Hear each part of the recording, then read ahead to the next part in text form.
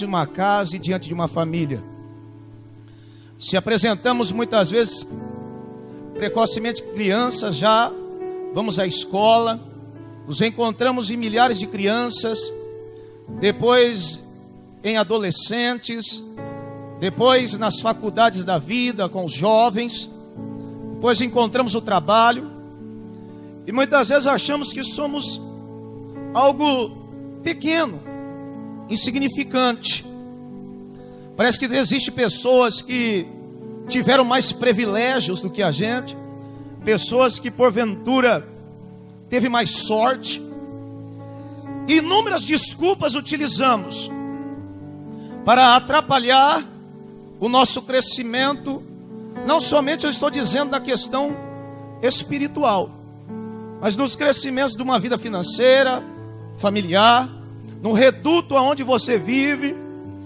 E muitas coisas têm ocorrido em sua vida, no seu emocional, onde muitas vezes te leva a uma depressão, te leva a ficar preso dentro de um quarto, dentro de uma casa, e somente numa expectativa que alguém venha olhar para você com um olhar de misericórdia, alguém venha achar você, alguém venha ver você, alguém venha notar você, para que possa a sua vida sofrer uma mudança, uma transformação.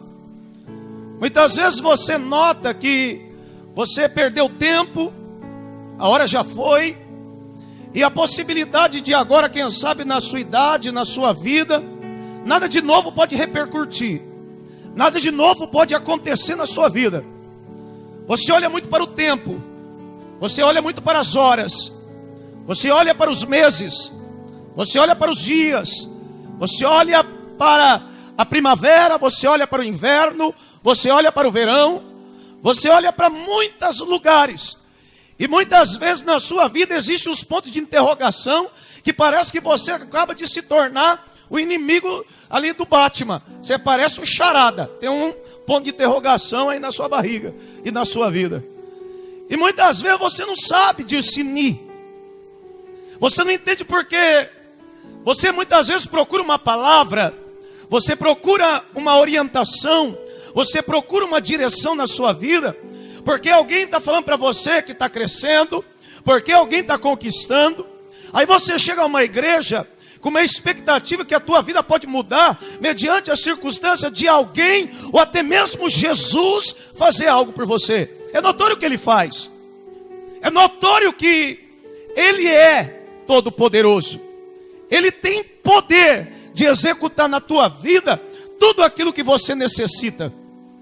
Mas alguns passos que nós, e foi dado ao homem, até mesmo pelo seu livre-arbítrio, de nós escolhermos e entendemos e interpretarmos que nós precisamos tomar algumas atitudes, que nós precisamos não ficar somente de braços cruzados, que nós não possamos, dentro de nossos corações, a pensar que tudo acabou, que nada tem chance. Você caiu, você acha que não tem segunda chance.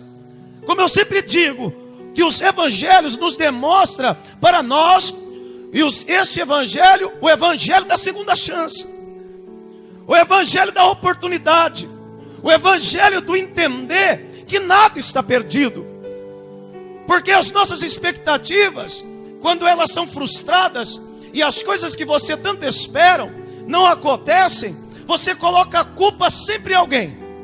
Você coloca a culpa no seu marido, você coloca a culpa na sua esposa, nos seus filhos, nos seus pais, você coloca a culpa no pastor, na igreja, nos missionários, no Deus, e você nunca olha para você mesma. Você não consegue fazer uma autoperspectiva sua, um reconhecimento próprio no que você precisa mudar. Mas eu quero mudar, mas eu não tenho força. É aí que eu aprendo, é aí que eu entendo, e eu tenho que assimilar e poder equiparar para a minha vida que Deus, Ele deseja fazer coisas por mim, por você. Ele deseja fazer grandes transformações na minha e na tua vida. Mas muitas vezes você está de braço cruzado, sem forças, limitado. pensando que você, na sua fabilidade, as suas falhas, nas suas limitações, por você não ter dinheiro, por você não ter, quem sabe, um marido, quem sabe ricão, ou dinheiro, casa, não. Eu começo a olhar nesta noite para esta mensagem, e o Senhor me deu uma profundidade mais profunda aqui agora, para passar para vocês examinar como Deus tem poder de construir na minha e na sua vida um caráter de um adorador. Um caráter de alguém que vai fazer a diferença. E Ele coloca, muitas vezes Ele permite que eu e você venhamos a encontrar inúmeras dificuldades. As pessoas vão apontar o dedo para você e vão dizer: não vai ter sucesso, não vai chegar longe, vai ter limites.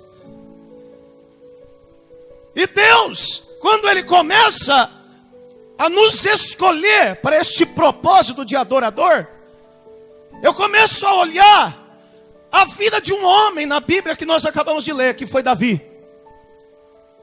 Ele tinha 7 irmãos. Ele era o último, o caçula. O pai privilegiava ele, privilegiava os seus irmãos acima dele. Ele nem sequer era, ou seja, lembrado para fazer parte de um banquete. A sua profissão era mais discriminada diante de tudo que o seu pai construiu em Belém. Ele foi confiado a cuidar de ovelha. Aí você olha, puxa, está parecendo comigo. Meu pai dá preferência para os meus irmãos e não dá preferência para mim. Davi, ele nasce ruivo. Ele nasce com uma marca na sua vida por um problema genético que, não é problema genético, é de genética suceder que ele venha nascer ruivo. E uma pessoa ruiva nascer meio que laranja, é meio que chamar meio uma aberração para aquela época. Então dá a ele um nome de amaldiçoado, de excluído, de feio. Não, eu não quero estar com ele. Eu não quero ficar perto dele. Se nós analisarmos a vida de Davi no seu início, desde o seu nascimento até a sua pré-adolescência, até ele nascer jovem, a se tornar um jovem, ele é totalmente excluído. Ele não tem razões, ele não tem estudos, ele não tem nada que possa fazer da vida dele o que um dia ele ia ser. Mesmo ele tendo todos esses pontos negativos, dele ter todas essas coisas contra ele, do seu pai não dá nem a liga para ele, dos seus irmãos nem o conhecer, Davi nunca perdeu a esperança e o entendimento que toda noite, quando ele ia dormir, ele sabia que uma coisa seu pai tinha, que era um Deus. Que era um Deus a qual seu pai, Jessé, adorava, buscava, orientava os seus filhos, pagava os seus sacrifícios, pagava suas prendas de sacrifício pelos perdão de vossos pecados. E Davi, em meio a ficar lá na última posição, ele sempre estava escutando o pai dele. Ele sempre estava escutando a palavra que um dia o próprio Jessé tinha escutado dos profetas de sua linhagem e chegado até o seu lugar, ao seu filho Davi, a escutar. Davi, no momento das palavras que seu pai orientava, pela palavra de Deus, Davi não perdia a oportunidade de guardar aquelas palavras dentro do seu coração.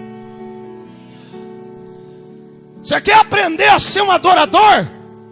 Nunca deixe esvaziar dentro das tábuas do teu coração. Ou seja, não apague, não deixe de lado, não menospreze tudo aquilo que Deus quer ensinar para mim e para você. A Bíblia diz que Davi, através das palavras que seu pai orienta, ele tem uma construção, ele vê uma arpinha feita de pelo, de crina, de cavalo. Ele constrói um instrumento musical de apenas de 3 cordas. Não era 15, 20 com as harpas da atualidade. Era 3. O seu agudo, o seu grave. E naquilo que ele tocava, que ele batia os seus dedinhos pequenos e unhas grandes, porque um tocador de harpa, ele precisa ter unhas grandes. Ele bate aquelas unhas naquela harpa e dá um tom musical, um hino, um acorde. E ele começa a entender que através daquilo que o seu pai ensina, ele monta os salmos desde garoto. E um dos primeiros salmos, segundo a Bíblia Sagrada, que Davi constrói, é o Salmo de número 23. Quem sabe ele canta: o Senhor é meu pastor e nada me faltará. Deitar-me faz em verdes pastos e guia pelas águas tranquilas. Um adorador não é uma pessoa que adora a Deus somente saindo um tom e uma voz de sua boca. Um adorador, ele entende o que ele está falando, ele compreende o que ele está dizendo, ele entende o que ele está louvando, ele entende o que ele está glorificando a Deus. Quando ele diz que Deus é grande, ele sabe que Deus é grande.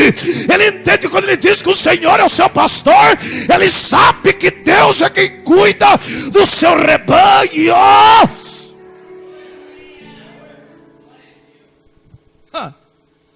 E Davi vai crescendo. A Bíblia diz que ele cuida das ovelhinhas. E é um animal meio que inocente, meio que frágil, vamos se dizer meio que tolo,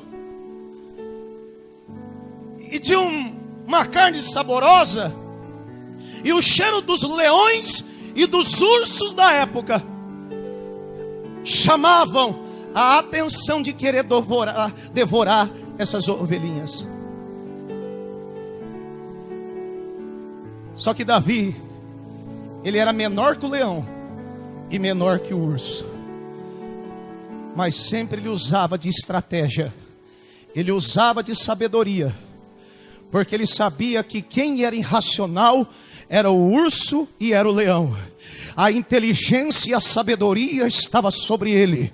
Eu quero te dizer que Satanás, quando ele te ataca, ele só tem 3 objetivos: de matar, roubar e destruir. Mas o teu Deus que está aqui nesta noite, segundo a Bíblia Sagrada, no livro do profeta Isaías, no capítulo de número 2, diz que o Espírito do Senhor é um espírito de sabedoria, é um espírito de fortaleza, é um espírito... Está Deus de mistério, está caindo agora aqui. Deus está mandando dizer que ele está te dando sabedoria, ele está te dando estratégia para que o adversário não venha entrar na tua casa e tu venha repreender todos eles em nome de Jesus. Ainda nem cheguei na mensagem, calma aí. Ele é ousado, Davi. Ele ia para cima, ele construiu uma funda, uma arma feita de couro de camelo, com 2 pedaços de cordas finas. Pegava pedra, ele via que o leão estava armando, que tinha um leão rodeando. A Bíblia diz que o leão anda ao nosso derredor, achando quem possa tragar. Mas Davi viu que o leão estava rodeando. O leão estava querendo matar as ovelhinhas. Mas quando o leão pensou que ia matar, ele chegou por detrás, pegou a funda e deu uma pedrada no leão. Nesta noite, o que é a pedra? É a autoridade de Jesus no teu lábio. Repreende esse capeta na tua casa. Repreende esse demônio aí, porque ele vai bater em retirada em nome de Jesus. Quem está sentindo a presença de Deus aí? Dá uma glória a Deus.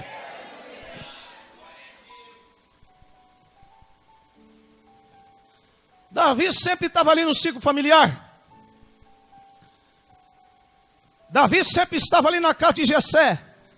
A Bíblia diz que os seus 3 irmãos maiores eram soldados de Saul, o rei de Israel na época. E percebia-se que... Cadê o fundo? Aí? E os seus amigos, de seus irmãos, sempre via aquele garoto, cumprimentava, saudava, shalom, as outras pessoas, era educado, era simpático, só que ele sabia do caráter que ele tinha que fazer, a obrigação que o pai dele o colocara, não tinha vergonha, não tinha nenhum tipo de irresponsabilidade. Era 7 horas que ele tinha que estar lá, 7 horas ele estava lá. Ele era um rapaz pontual, um rapaz comprometido com a responsabilidade que o pai dele lhe ordenara ter. Só que enquanto a vida de Davi seguia, parecendo ficar nessa vidinha sem sentido, mas ele sempre em obediência, ele sempre em produção familiar e espiritual, porque Deus, antes de te levar para qualquer tipo de protocolo espiritual, primeiro, você que tem que implantar raízes dentro da sua família, tem que ter frutos dentro da sua casa. Eu sou contra um punhado de missionário, sai por aí sem que não deixa nenhum tipo de fruto dentro de suas casas.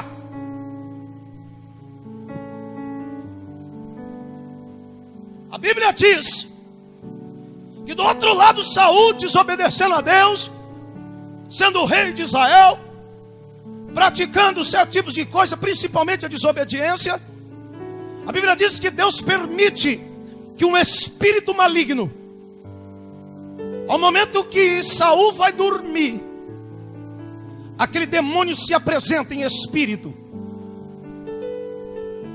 Ele não dorme. A hora que ele dorme, ele tem pesadelo que está sendo enforcado.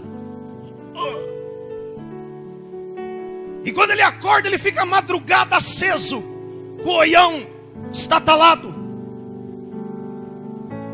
O demônio oprimindo Saul. E quando viu o demônio que não tinha mais que acabar com Saul, ele saía. Aí Saul passava 1 semana, 2, que ele estava melhor de novo, o demônio voltava a atormentar. O demônio apoderava da vida daquele homem. Assim é Satanás. Tem pessoa que vai na igreja, vai nos cultos, vai buscar as bênçãos de Deus, recebe a libertação, mas passa 2, 3, 4 cultos, 2 semanas, a pessoa volta no mesmo estágio e está lá tendo sonhos atribulados, vivendo uma vida totalmente dura, complicada, uma má comportamento, uma mágoa, uma azia, uma ira, um ódio. Volta a ser aquele costume do velho eu. Só que no caso de Saul a coisa era um pouquinho mais grave. Porque o demônio, quando se apoderava-se ou oprimia-se a Saul, era gritos, era zombarias, era coisas que Saul vivia numa vida totalmente destruída. Só que Saul, no seu coração, algo despertou. Algo veio ao seu coração. Porque Saul já teve um dia contato com Deus. Ele já viu os levitas tocando. Ele já viu a adoração a Deus. E quando alguém adora a Deus, quando alguém louva a Deus, demônio não fica naquele lugar. Demônio não pode estar ali. Aonde há um adorador, aonde há alguém que busca a presença do Altíssimo, Satanás não acha espaço para ele. Sabe por quê? Porque a grandeza de Deus é tão grande que o inimigo não acha nem um pouquinho de brecha, porque Deus completa o ambiente.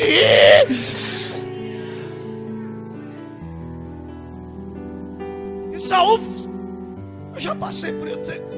Eu preciso de alguém que sabe tocar.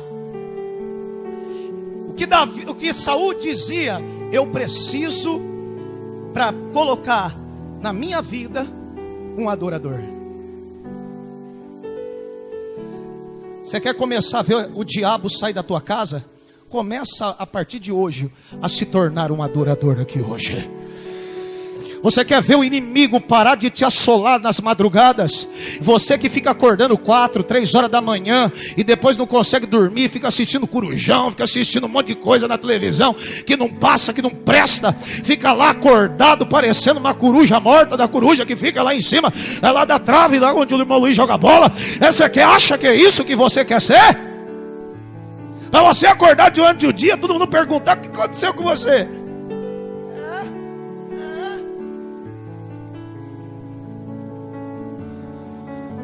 Quando esse demônio começar a ver em você um espírito de adorador, ele sabe que ele perdeu espaço na tua vida. Ele sabe que ele não vai poder mais fazer nada contra você e nem contra os teus, porque aonde há um adorador, Satanás não entra no meio da tua família.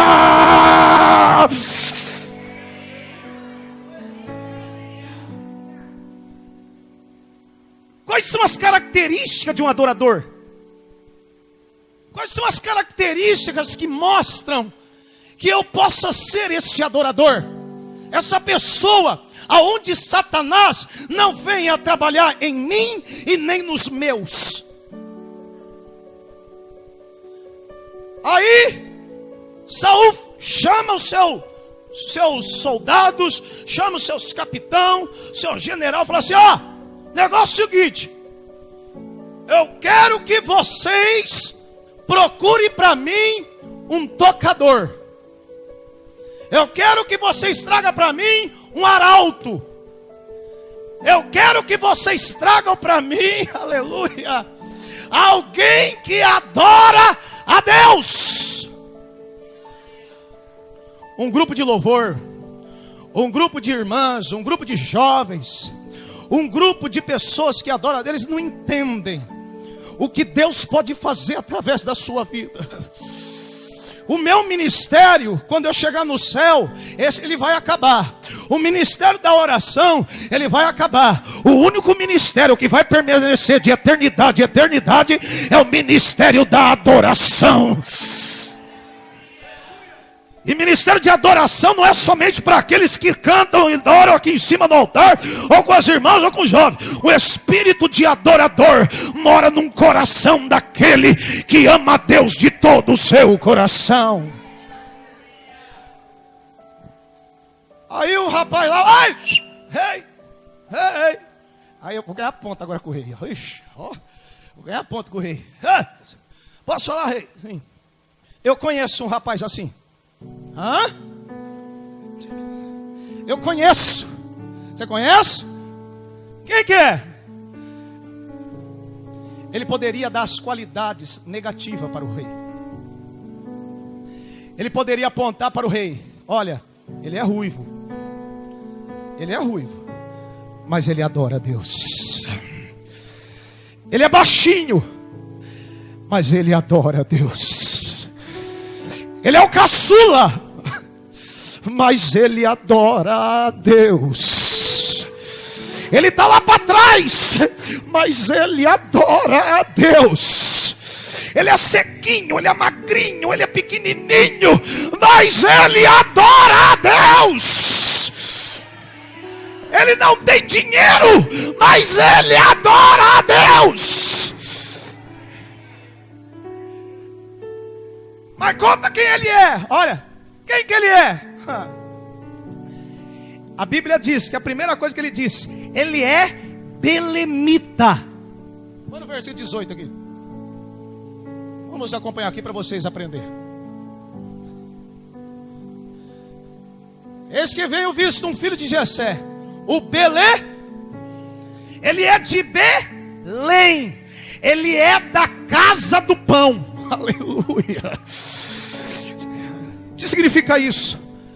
Que ele tem pátria, que ele tem casa, que tem um lugar onde ele adora a Deus. Ele não é aquele peregrino que fica andando de casa em casa, não.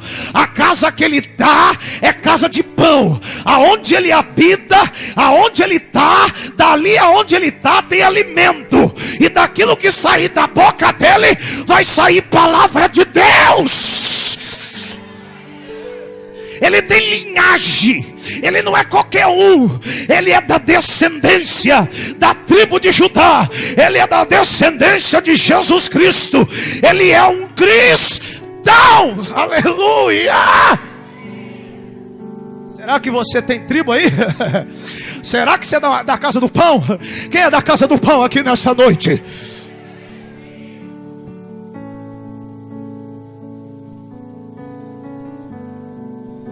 Segunda coisa que ele tem, deixa no 18. Ele é o belemita, que sabe que sabe o quê? Tem gente que sabe tocar, mas tem gente que sabe tocar, mas não é adorador. Tem gente que sabe tocar bateria, mas não é adorador. Tem gente que tem a voz do Roberto Carlos, olha o irmão Luiz assim, ó, mas não é adorador. Tem gente que é afinado, mas não é adorador. Adorador é aquele que sabe tocar. Mas peraí, todo mundo sabe tocar. Não. Tocar a coisa do mundo você já sabe. Agora, tocar para Deus é diferente. Tocar para Deus é fazer a diferença. O que significa que ele sabe tocar? Significa que ele, quando toca, ele faz a diferença. Quando ela louva, as pessoas começam a sentir a presença do leão da tribo de Judá. Quando ele toca a guitarra, quando ele toca a bateria, parece que o céu desceu nesse ambiente. Quando ele começa a cantar os hinos de louvor e adoração, a unção de cura começa a entrar dentro da igreja. Quando ela está adorando, quando ela está com as mãos erguidas, parece que Deus está segurando na mão dela. Parece que ela não olha para mim, ela não olha para você, ela olha para Deus. Adorador não olha para homem, adorador olha para o Senhor. Cadê os adoradores que sabem tocar para Deus? Quero ver.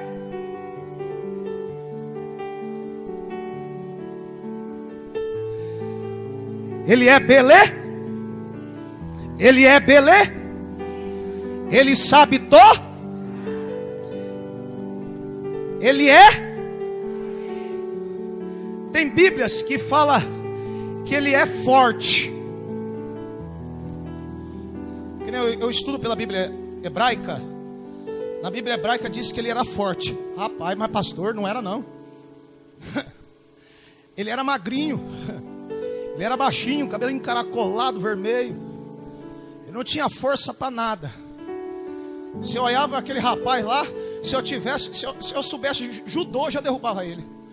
Se eu tivesse qualquer tipo de ar, não, Davi não é esse, né? Não é esse forte que ele era, não. Ele era forte porque ele era saudável espiritual. Ele não tinha doença espiritual na vida dele. Ele não tinha espírito de adorador à idolatria. Ele era uma pessoa de culto. Ele era obediente ao pai dele. Ele era fiel ao Deus que ele servia. Sabe o que ele era forte? Ele não era forte na carne, porque forte na carne você cai e leva a bancada do adversário. Mas quando você é forte no espírito, Satanás vai pensar 10.000 vezes para levantar uma investida contra você.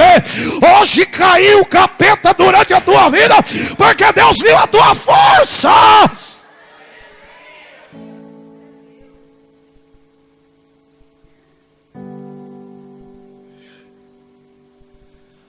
A palavra valente, agora vigoroso, significa valente. Forte é ser valente. Agora vigor, vigoroso, significa ser valente.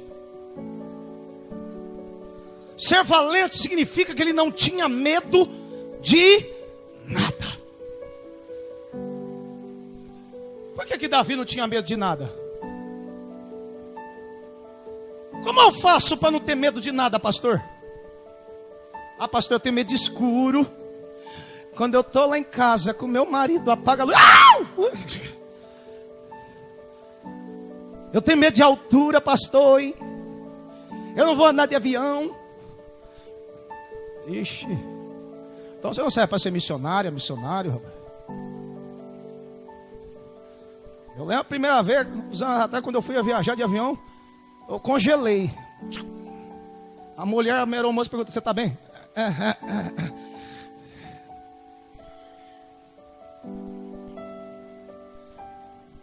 Por que não é ter medo? Ele não tinha medo. Porque quem obedece a Deus nunca tem medo.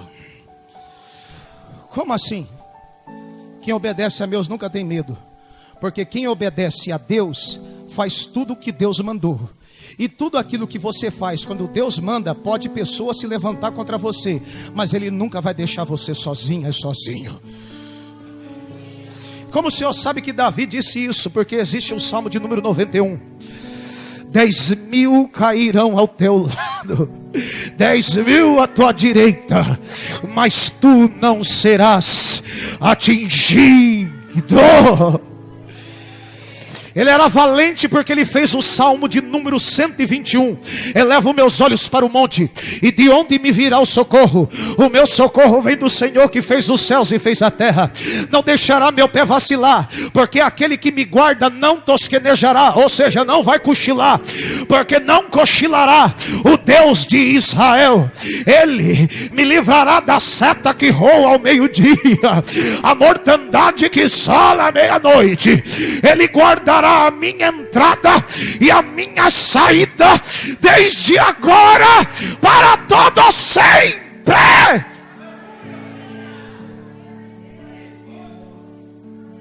Cadê os valentes adoradores de Deus nessa noite que não tem medo? Estou vendo que você está com medo de barata ainda, mas você vai vencer ela, você vai vencer.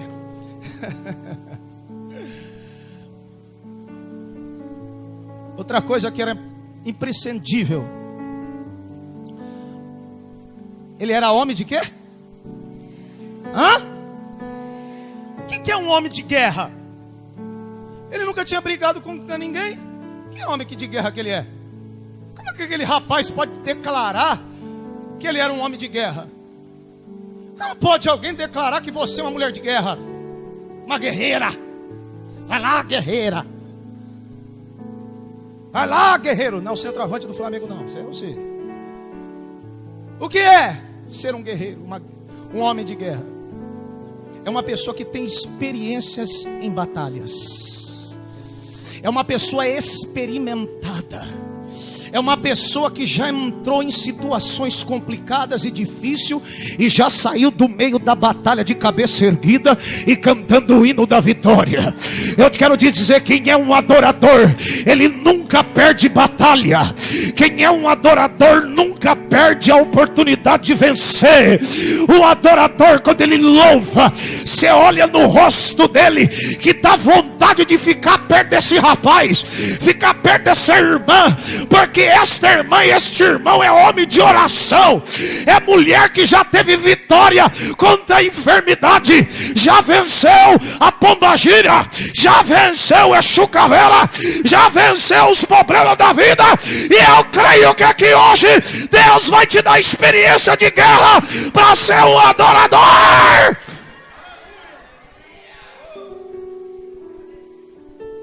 Quem crê nisso, dá um glória a Deus.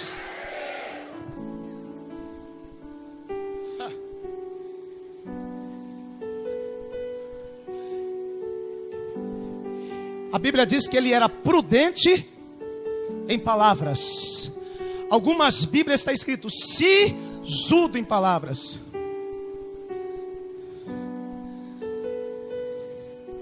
Só que na Bíblia hebraica está escrito assim: ele escolhia bem as palavras que saíam de seus lábios. Ele não era precipitado. Ele não jogava a palavra ao vento.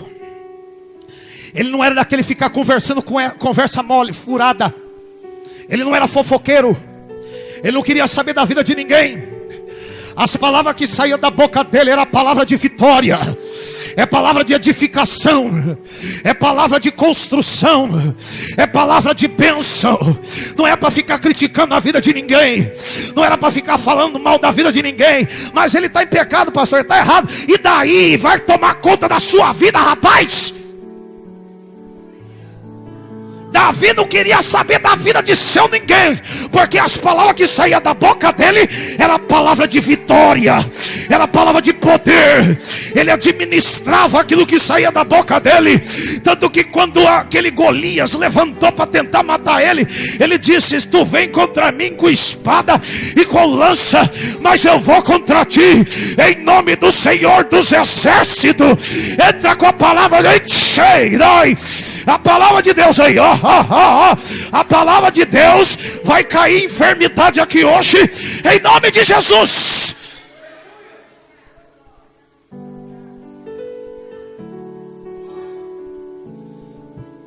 Ele não precipitava, ele falava na hora certa. Chega de abrir a sua boca para falar coisa que não é para falar. Hoje a gente tem gente que até acredita que estão falando menos, porque estão escrevendo mais no WhatsApp, né? Queima eles, Jesus. Eu vou fazer uma profecia, você deixa? De eu começar a derreter aqui os WhatsApp seu. Você parar de falar, você parar de ficar conversando fiado, sisudo palavra. Eu creio que a hora que você abrir a tua boca, as pessoas vão ficar assim, ó. Vamos ver o que ele vai falar. A palavra que vai sair da boca dele é igual a boca de, a sua boca tem que ser igual a boca de Salomão. Todo mundo fecha a boca, todo mundo fica com o ouvido igual ali, ó, igual a antena parabólica, só querendo escutar, só querendo captar. Desta noite o Senhor manda te dizer que quando você abrir a tua boca, as palavras que vai sair da tua boca não vão ser palavras de destruição, não serão palavras que não servem para nada, porque você pode até falar 10 palavrinhas, mas nas 10 palavrinhas que sair dos seus lábios serão palavras que vão construir vidas, vão edificar casas, vão mudar a história de vidas. O Senhor está levantando aqui nesta noite um exército de adorador que tem uma voz, que tem palavras de sabedoria.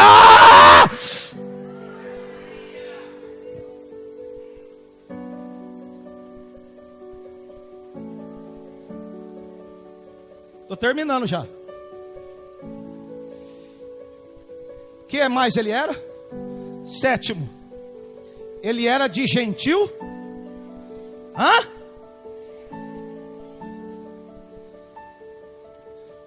Como eu disse, irmão, crente não precisa ser chato.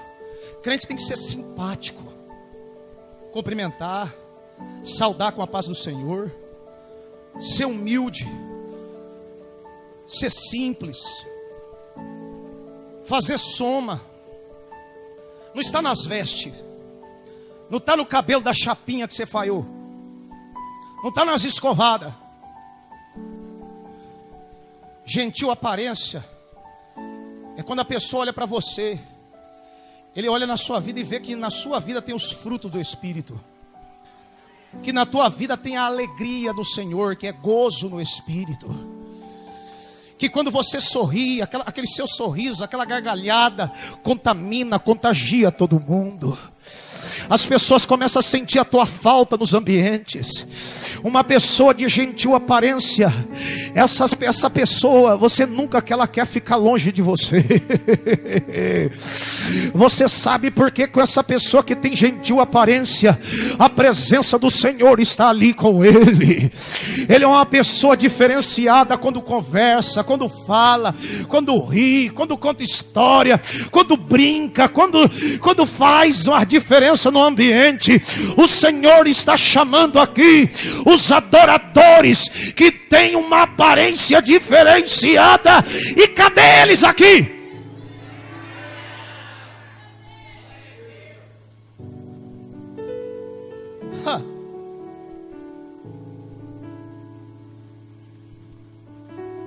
Nós falamos inúmeras qualidades agora há pouco de Davi. Mas a maior qualidade que aquele rapaz disse para Saul, o que ele disse para Saul, eu acho que mexeu até com Saul. Mas foi uma agulhada, foi uma facada no coração de Saul, quando aquele rapaz disse que a última coisa que ele tinha é porque Saul não tinha mais. Porque Deus era com ele.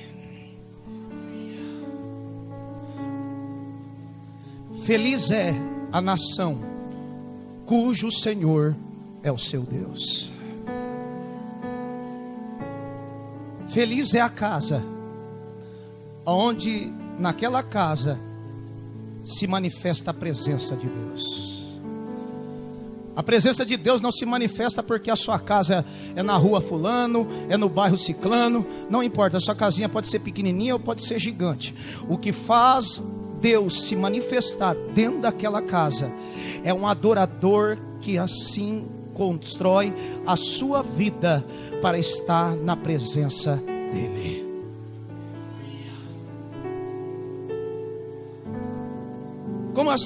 Como aquele rapaz sabia que Deus era com Davi?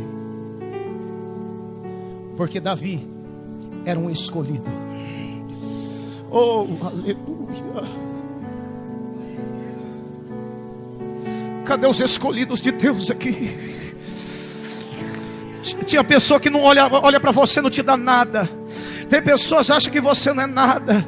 Talvez você não ia. Você sabe aquela compra que você fez, aquela bênção que você recebeu, que alguém te deu, que alguém fez um favor para você. Não foi porque você era bonita, ou porque você era bonito, porque você tinha talento, porque você tinha alguma coisa. Sabe por que aquela pessoa te ajudou? Sabe por que aquela pessoa teve complacência por você? Sabe por que aquela pessoa teve misericórdia da tua vida? Foi porque Deus estava com você naquele momento. E as pessoas sentiram que Deus estava com você. Sabe por que esse acidente não te pegou? Sabe por que aquele acidente não aconteceu com você? Você era para ser atropelada, você era para estar morto. Eu mesmo já tive 4 livramentos de acidente. O Senhor me livrou de todas. Não é porque eu era bom, não. É porque Deus estava me guardando naquele momento. Porque os escolhidos de Deus têm a marca da promessa e não vai morrer em nome de Jesus.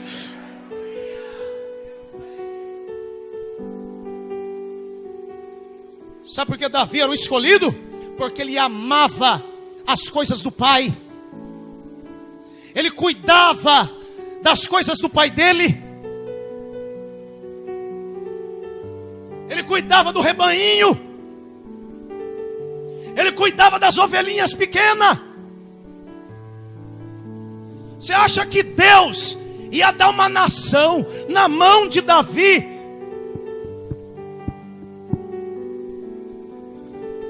Deus viu o coração de Davi cuidando das ovelhinhas. Ele viu o coração de Davi protegendo as ovelhinhas do leão e do urso. Ele falou assim: então se eu der o meu povo para ele, ele também vai tomar a frente. Ele não vai permitir que o meu povo morre. Ele não vai perder, ele não vai permitir que o meu povo perca. Ele não vai permitir que o meu povo seja destruído.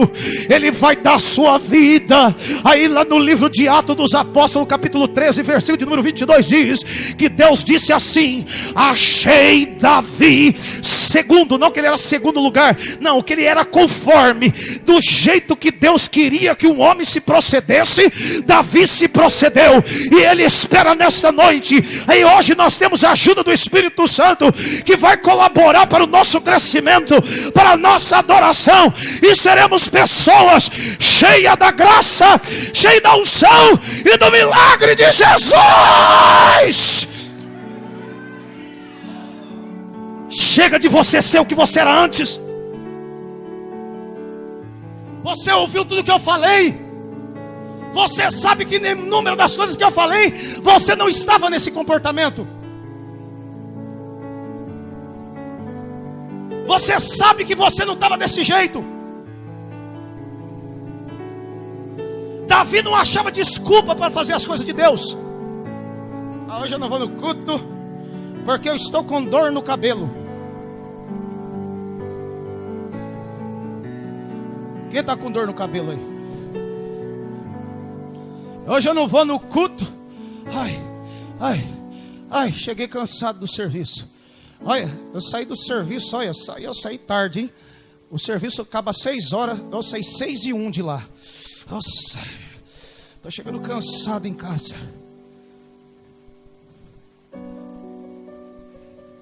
Quais são as desculpas mais esfarrapadas que você já deu para não estar na presença dele? Irmã, posso contar com você na oração? Então, rapaz, deixa eu ver. Acho que comigo não dá não. Por quê? O que você vai fazer hoje? Nossa, hoje vai passar um filmão na TV, na tela quente. Mas já repetiu 500 vezes, e daí? É gostoso assistir pela 500 vezes.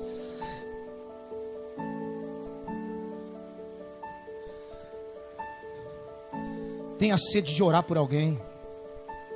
Tenha sede de cuidar das coisas do Senhor. Quando pegar um microfone desse, sabe que você não está pegando o meu microfone, não. Você não está pegando o microfone da Dinipo. Você está pegando as coisas que foram consagradas a Deus. Quando uma pessoa cola um chiclete numa cadeira dessa, está cometendo pecado de iniquidade. Pecado a qual desagrada a Deus, porque essa cadeira não é do pastor Leandro nem da Dinipo, essa cadeira é de Deus, onde você está sentado. Quando a pessoa coloca pé, desrespeita, faz as crianças pintar e bordar, é criança, pastor, e daí? É coisa santa. A Bíblia diz lá no livro de Provérbios que até dará-se conhecer as obras das crianças, se são puras, se são retas. As coisas do Senhor precisam de adorador, não é de pela metade. Deus não quer seu culto parcial. Ei, você está aqui para adorar a Deus. Você está aqui para compromissar, para aprender. Eu não vou na escola dominical. E fica bravo, hein? Vai falar lá. Ixi. Sai, já nunca aprendeu capoeira, já sai. Você não conhece a minha vida, pastor. Você está falando demais. Não estou falando demais, não. Deus sabe, minha filha. Deus sabe, meu filho, do teu coração. Eu não gosto dessas desculpas de farrapada, irmãos, mas antes de você me ver com um carro, você venha saber que no começo da minha peregrinação, eu andava de 10 a 15 quilômetros a pé, com criança debaixo de chuva. Eu cabeçava meus 2 filhos no braço. E eu ia, quando caía a chuva na volta, eu ficava mais feliz. Que eu falei assim, ainda bem que agora já lavou o terno mesmo. Aleluia, glória a Deus.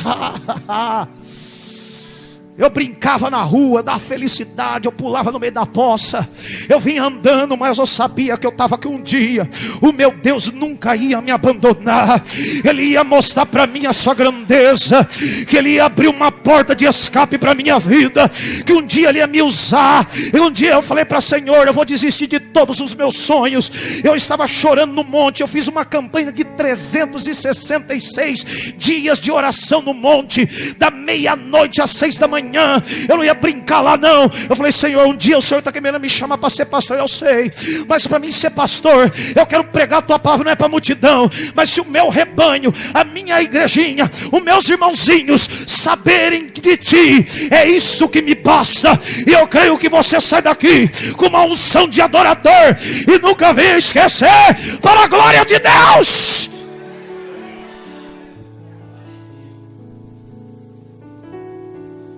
Mais do que qualquer tipo de revelação que eu possa usar aqui. Tem pessoas aqui que precisam o Senhor revelar. Tem coisas que na minha e na sua vida precisam ser desvendadas. Mas antes disso, se o tempo fosse abreviado para isso acontecer na tua vida, você não cercaria nenhum tipo de valor daquilo que Deus colocaria em sua mão. Porque Ele precisa dar experiências de guerras aqui para pessoas. Guerra não é lutar contra o irmão, eu degladiar com ele.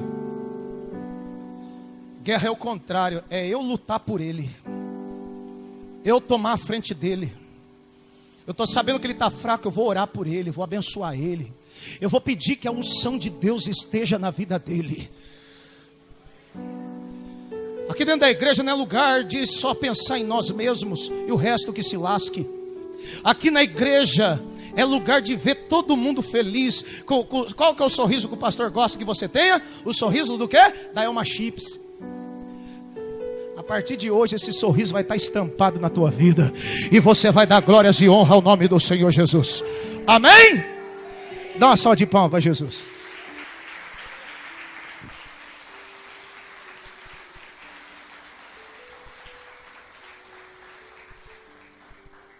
Irmãos, nós estamos no fechamento da campanha.